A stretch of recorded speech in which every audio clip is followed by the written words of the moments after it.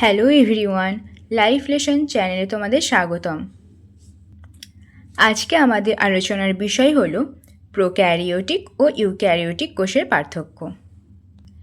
এর আগের দিন আমি যখন তোমাদের ক্লাস নিয়েছিলাম তখন কিন্তু প্রোক্যারিওটিক ও ইউক্যারিওটিক কোষের পার্থক্য অল্প একটু আলোচনা করেছিলাম। আজ আমি তোমাদের সঙ্গে ওই একই বিষয় নিয়ে বিস্তারিতভাবে আলোচনা করব। দেখো, আমি এইখানে দুটি কোষের চিত্র অঙ্কন করেছি। একটি হলো প্রোক্যারিওটিক কোষ আর একটি হলো ইউক্যারিওটিক কোষ। আমি দুটি কোষের চিত্র এই কারণে অঙ্কন করেছি কারণ যখন দুটি কোষকে রেখে পাশাপাশিভাবে তুলনা করব তখন কিন্তু তোমরা এদের পার্থক্যগুলো খুব পরিষ্কারভাবে বুঝতে পারবে। আমি যেহেতু তোমাদের দুটি কোষের পার্থক্য ছবির সাহায্যে বোঝাচ্ছি, তোমাদের কিন্তু এই কোষের পার্থক্যগুলি মনে রাখা খুব সহজ হবে। আমি এই দুটি কোষের দেখো নিউক্লিয়াস আঁকলাম। এটা হচ্ছে প্রোক্যারিওটিক কোষের নিউক্লিয়াস আর এটা হচ্ছে ইউক্যারিওটিক কোষের নিউক্লিয়াস। এর আগের দিন কিন্তু আমি তোমাদেরকে বলে দিয়েছিলাম এই ব্যাপারটা যে নিউক্লিয়াসকে কেন্দ্র করে আমরা কোষকে দুটি ভাগে ভাগ করছি। খুব ভালো করে দেখো এই যে নিউক্লিয়াসটা, এর দেখো নিউক্লিয় পর্দা আছে, নিউক্লিয় জালিকা আছে, নিউক্লিয় লাস আছে এবং এর ভেতরে নিউক্লিয় প্লাজম আছে। কিন্তু এই যে নিউক্লিয়াসটা, এর দেখো কিন্তু কোনো নিউক্লিয় পর্দা নেই, মানে বাইরে কোনো আবরণ নেই। আর এই যে নিউক্লিয় জালিকা বা নিউক্লিয় লাস এর মধ্যে যেটা আছে সেটা কিন্তু এর মধ্যে নেই, এমনকি নিউক্লিয় প্লাজমও এই নিউক্লিয়াসটির মধ্যে নেই। তাহলে দেখো আমরা কিন্তু বলতে পারছি যে প্রোক্যারিওটিক কোষ যেটি সেটির মধ্যে এটি সুগঠিত নিউক্লিয়াস আছে। একই রকমভাবে প্রোক্যারিওটিক কোষ যেটি তার মধ্যে কিন্তু কোনো সুগঠিত নিউক্লিয়াস নেই। সুগঠিত নিউক্লিয়াস বলতে কাকে বোঝাচ্ছে?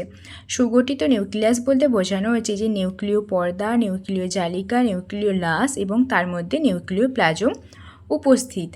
কিন্তু প্রোক্যারিওটিক কোষে এগুলির কোনোটিই নেই। তাহলে প্রোক্যারিওটিক ও ইউক্যারিওটিক কোষের প্রধান পার্থক্য যেটা, সেটি হচ্ছে ইউক্যারিওটিক কোষে সুগঠিত নিউক্লিয়াস বর্তমান এবং প্রোক্যারিওটিক কোষে কিন্তু কোনো সুগঠিত নিউক্লিয়াস নেই।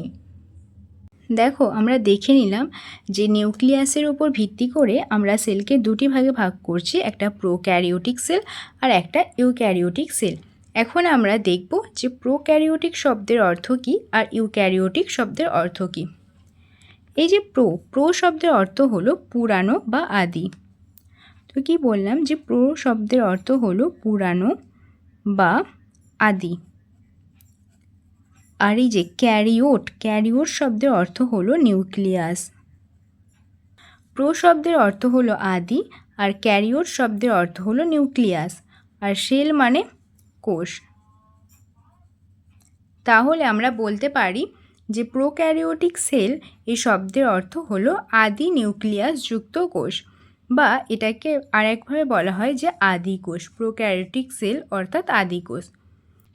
এবার দেখে নেব যে ইউক্যারিওটিক সেল শব্দের অর্থ কী।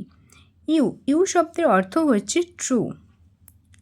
ট্রু মানে সত্য, তবে এখানে ইউ শব্দের অর্থ হচ্ছে আদর্শ। আমরা বলতে পারি যে ইউ অর্থাৎ আদর্শ। আর ক্যারিওট, দেখো এখানে দেখে নিয়েছি, ক্যারিওট শব্দের অর্থ হলো নিউক্লিয়াস। আর সেল মানে তো আমরা জানি, সেল মানে হলো কোষ। তাহলে আমরা বলতে পারি যে আদর্শ নিউক্লিয়াসযুক্ত কোষ। প্রোক্যারিওটিক অর্থাৎ আদি নিউক্লিয়াসযুক্ত কোষ বা আদি কোষ। ইউক্যারিওটিক আদর্শ নিউক্লিয়াসযুক্ত কোষ বা আদর্শ কোষ। দেখো, আমি এখানে প্রোক্যারিওটিক সেল ও ইউক্যারিওটিক সেলের পার্থক্যটা লিখে নিয়েছি। প্রোক্যারিওটিক কোষের ক্ষেত্রে বলেছি যে এখানে সুগঠিত নিউক্লিয়াস থাকে না। ইউক্যারিওটিক কোষের ক্ষেত্রে বলেছি এখানে সুগঠিত নিউক্লিয়াস বর্তমান, মানে কি নিউক্লিয়াসের মধ্যে নিউক্লিয় পর্দা, নিউক্লিয় লাস, নিউক্লিয় জালিকা ও নিউক্লিয় প্লাজম উপস্থিত। এই প্রোক্যারিওটিক কোষের নিউক্লিয়াসে তো কোনো কিছুই থাকছে না, তাহলে আমরা সেটিকে কি নিউক্লিয়াস বলতে পারি? সেটি তো নিউক্লিয়াস নয়, নিউক্লিয়াসের মতো। তাই এর নিউক্লিয়াসকে কিন্তু আমরা নিউক্লিয়াস বলি না, তাই এটিকে বলা হয় নিউক্লিওয়েড। কি বললাম যে তাই এটিকে বলা হয় নিউক্লিওয়েড বা জেনোফোর। এই নামটা কিন্তু তোমরা মনে রাখবে। এখানে নিউক্লি বলতে নিউক্লিয়াসকে বোঝাচ্ছে, আর অয়েড শব্দের অর্থ হলো মতো, মানে হচ্ছে নিউক্লিয়াসের মতো। আর একটা ব্যাপার লক্ষ্য করো, এই যে আমি বললাম নিউক্লিওয়েড বা জেনোফোর, এটা কিন্তু তোমাদের পরীক্ষায় এমসিকিউ প্রশ্ন আসে। অনেক ক্ষেত্রে এরকমও প্রশ্ন দেয় যে নিউক্লিওয়েড বা জেনোফোর কার ক্ষেত্রে দেখা যায়। আমি এটাকে ডবল দাগ করছি চলো, যাতে তোমরা এটিকে মুখস্থ করো, কারণ এটি কিন্তু পরীক্ষায় আসে। পরবর্তী পার্থক্য বোঝার আগে আমরা আগে খুব ভালো করে এই চিত্র দুটি লক্ষ্য করি। দেখো, দুটি চিত্রকে ভালোভাবে লক্ষ্য করো। এই কোষটিকে দেখে একটু ছোট মনে হয়েছে এবং এই কোষটিকে দেখতে অনেকটা বড় মনে হয়েছে। আমি কিন্তু এই দুটিকে এই কারণেই এঁকেছি, একটিকে ছোট করেছি এবং একটিকে বড় করেছি। তার কারণ এই প্রোক্যারিওটিক কোষ কিন্তু আসলেই আকারে অনেক ক্ষুদ্র হয়ে থাকে ইউক্যারিওটিক কোষের তুলনায়। তার মানে প্রোক্যারিওটিক কোষ ক্ষুদ্র এবং ইউক্যারিওটিক কোষ প্রোক্যারিওটিকের তুলনায় বৃহৎ। এটিও একটি পার্থক্য। চলো তাহলে আমরা এখন পার্থক্যটি লিখে নিই। দেখো, আমরা দ্বিতীয় পার্থক্যটি লিখে নিয়েছি। প্রোক্যারিওটিক কোষের আকার বা আয়তন ইউক্যারিওটিক কোষের তুলনায় কম, যেটি আমি তোমাদের আগেই বললাম এবং তোমরা ওই ছবিতেও দেখতে পাচ্ছ। ইউক্যারিওটিক কোষের আকার বা আয়তন প্রোক্যারিওটিক কোষের তুলনায় বৃহৎ। চলো এর পরের পার্থক্যগুলো এবার আমরা দেখে নিই। দেখো, এই ইউক্যারিওটিক কোষে কিন্তু অনেক রকমের পর্দাঘেরা কোষ অঙ্গাণু আছে, তাই আমি ইউক্যারিওটিক কোষে পর্দাঘেরা কোষ অঙ্গাণুগুলো আঁকছি, কিন্তু প্রোক্যারিওটিক কোষে যেহেতু নেই তাই আমি প্রোক্যারিওটিক কোষে কোনো পর্দাঘেরা কোষীয় অঙ্গাণু আঁকবো না। দেখো, আমি এখানে বেশ কয়েকটি কোষীয় অঙ্গাণু এঁকেছি। এই যে এখানে আছে এন্ডোপ্লাজমিক রেটিকিউলাম, এটি লাইসোজোম, গলগি বডি, মাইটোকন্ড্রিয়া, এটি সেন্ট্রোজোম। আর কিছু দেখো গোল গোল যেগুলো ছড়িয়ে ছিটিয়ে এঁকেছি সেগুলি হলো রাইবোজোম। এই রাইবোজোম কিন্তু পর্দাবিহীন কোষীয় অঙ্গাণু। এই রাইবোজোম কিন্তু একমাত্র পর্দাবিহীন কোষীয় অঙ্গাণু যেটা প্রোক্যারিওটিক কোষ ও ইউক্যারিওটিক কোষে থাকে। প্রোক্যারিওটিক কোষের ক্ষেত্রে এটি 70S প্রকৃতির হয়ে থাকে, আর ইউক্যারিওটিক কোষের ক্ষেত্রে এটি 80S প্রকৃতির হয়ে থাকে। শুধুমাত্র একটি কোষীয় অঙ্গাণু রাইবোজোম, যেটি পর্দাবিহীন একটি কোষীয় অঙ্গাণু, সেটিই কিন্তু শুধুমাত্র প্রোক্যারিওটিক কোষে থাকছে। এছাড়া আর কোনো কোষীয় অঙ্গাণু থাকে না। এবং ইউক্যারিওটিক কোষে আমরা দেখিয়ে নিলাম বিভিন্ন রকমের কোষীয় অঙ্গাণু আছে, centrosome, lysosome, Golgi body, endoplasmic reticulum, mitochondria.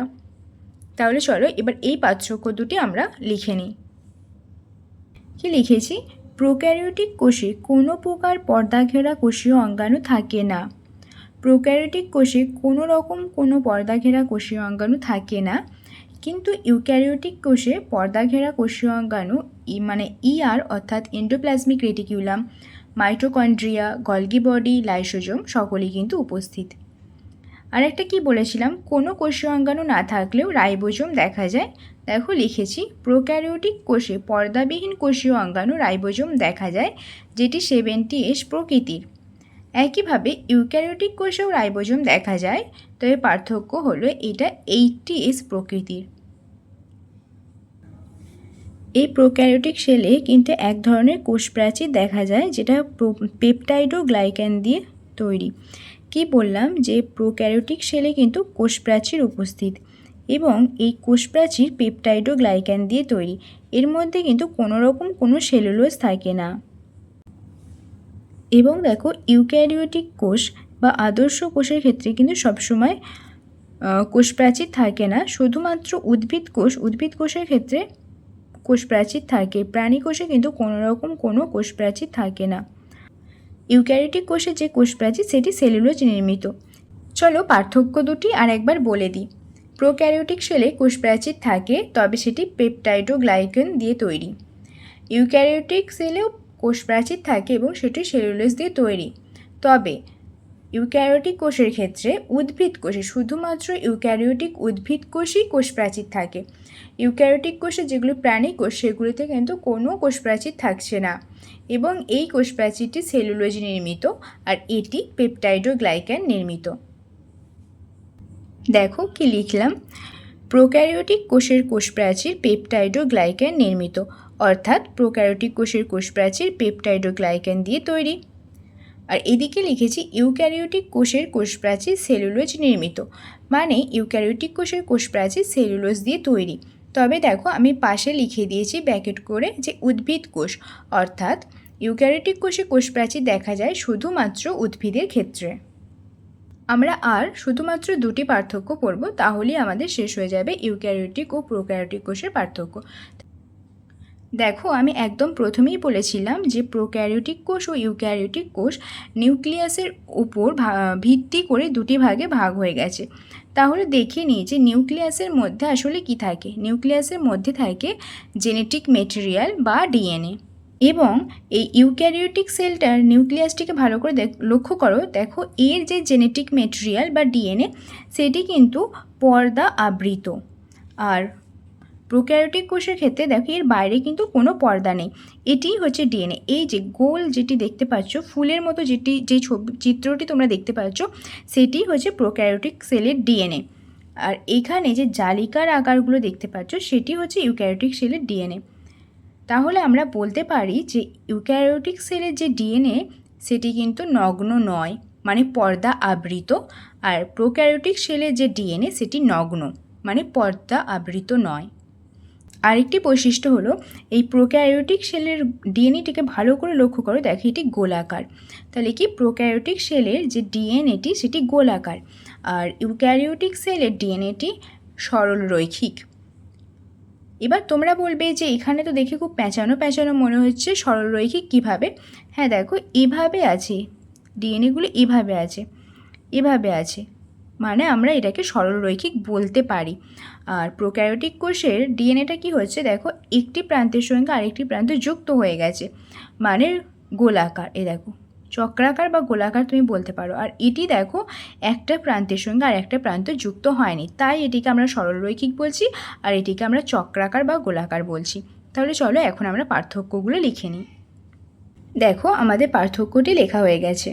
Prokaryotic কোষের ডিএনএ নগ্ন ও বৃত্তাকার বা চক্রাকার বলতে পারি। তাহলে প্রোক্যারিওটিক কোষের ডিএনএটি কেমন? নগ্ন এবং বৃত্তাকার বা চক্রাকার। নগ্ন বলছি কারণ কোনো পর্দা আবৃত নয়। ইউক্যারিওটিক কোষের ডিএনএ পর্দা আবৃত ও সরল রৈখিক। কেন লিখেছি সেটা আশা করি তোমরা জানো। একদম শেষ যে পার্থক্য সেটি হলো কোন কোষটি কার মধ্যে দেখা যায়। দেখো প্রোক্যারিওটিক কোষ দেখা যায় অনুন্নত শ্রেণীর উদ্ভিদ ও প্রাণীদেহে, যেমন ব্যাকটেরিয়া। ব্যাকটেরিয়ার কোষ কিন্তু প্রোক্যারিওটিক কোষ। যত অনুন্নত শ্রেণী আছে, যত নিম্ন শ্রেণী, তাদের কিন্তু প্রোক্যারিওটিক কোষ দেখা যায়। একইভাবে ইউক্যারিওটিক কোষ দেখা যায় উন্নত শ্রেণীর উদ্ভিদ ও প্রাণীদেহে, যেমন মানুষ, পাখি, তারপর যে কোনো প্রাণী যেগুলোকে আমরা চোখে দেখতে পাচ্ছি, সেগুলির সবার মধ্যে ইউক্যারিওটিক কোষ দেখা যায়। এছাড়াও অনেক পার্থক্য থাকে, তবে আমি তোমাদের 7টা পার্থক্য লিখিয়ে দিলাম। এই পার্থক্যগুলি তোমরা বাড়িতে একটু পড়ে নিও, এবং এই ক্লাসটি করার সঙ্গে যদি তোমরা লিখে থাকো তাহলে আশা করি আর ভুলবে না কখনো। আজকের ক্লাস এখানেই শেষ, তবে ক্লাস শেষ করার আগে শুধু একটা ইনফরমেশান দিয়ে দিই যেটা আমি দিতে ভুলে গেছি।